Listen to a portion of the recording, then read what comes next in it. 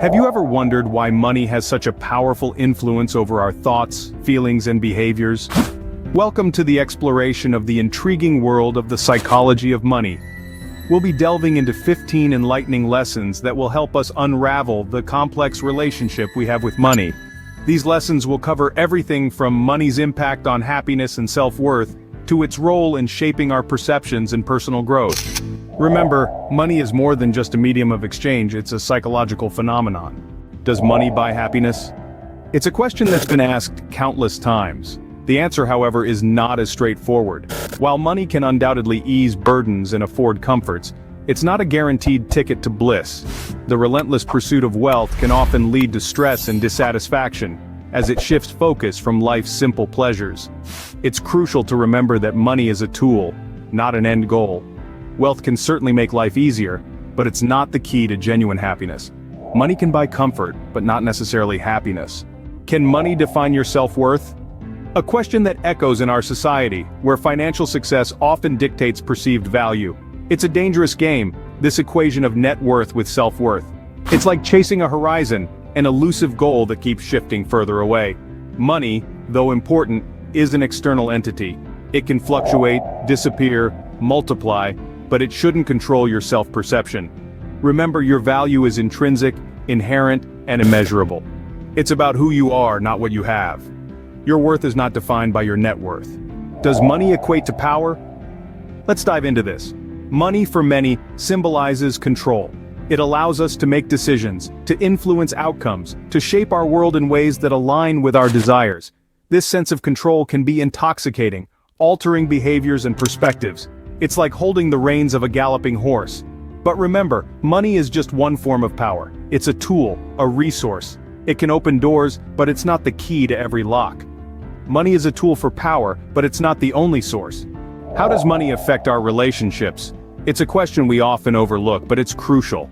Money can be a double-edged sword in relationships. On one side, it can bring security and comfort, but on the other, it can strain relationships and lead to conflicts. Disagreements about spending, saving, and financial goals can cause stress and tension. It's essential to have open, honest discussions about money and find a balance that works for both parties. Money is a necessary part of relationships, but it shouldn't be the foundation. Does money create fear? It's a question worth pondering. The fear of losing money can infiltrate our minds, triggering irrational decisions and behaviors. We might cling too tightly to every penny, or risk it all in a desperate bid for more.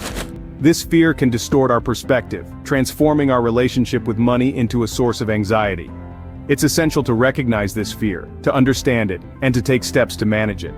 Because as we've seen, fear and money often walk hand in hand. Does money provide true security? We often assume a full wallet equals a safe life, but does financial stability really equate to security?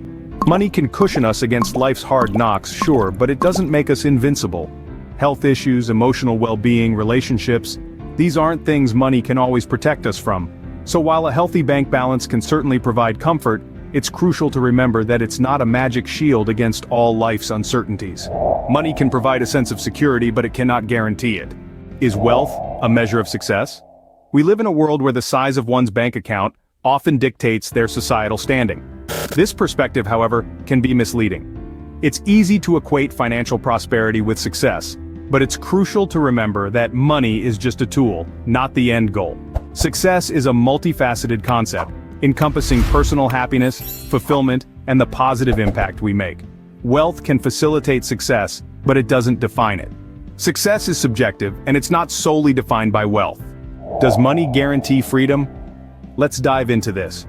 Money, no doubt, can provide certain freedoms. It can free you from the constraints of a 9-to-5 job, it can enable you to travel, and it can even give you the freedom to pursue your passions. But remember, it's not the only factor. The real freedom comes from the choices we make, how we handle our finances, and how we balance our wants and needs. Money can buy freedom, but it's not a ticket to happiness. Does money cause stress? It's a common question. Many of us grapple with financial stress and anxiety, a tumultuous sea of bills, debts, and uncertainties. The fear of not having enough or losing what we have can feel overwhelming. But here's the twist. Money in itself isn't stressful. It's our relationship with money, our perception and management of it, that can cause stress. Remember, you control your money. It doesn't control you. Money can be a source of stress, but it doesn't have to be. Does having money make you more generous? Let's dive into this. It's a common misconception that wealth directly translates into generosity. But here's the thing. Generosity isn't about the size of your bank account. It's about the size of your heart. It's a trait ingrained in your character, not in your wallet. Some of the wealthiest people can be the stingiest, while those with less can often be the most generous. So remember, generosity is a trait, not a bank balance. Does money lead to materialism?